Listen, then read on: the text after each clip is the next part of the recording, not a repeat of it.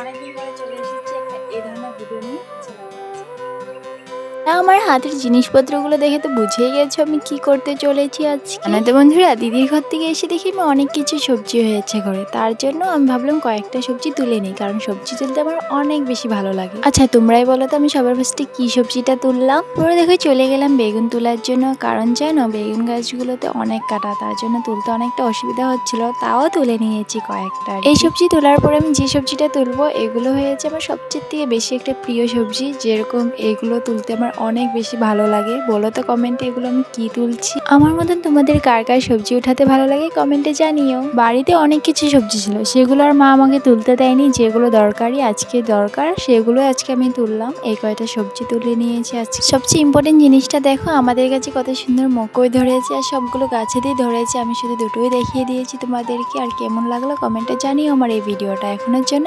এতটুকুই।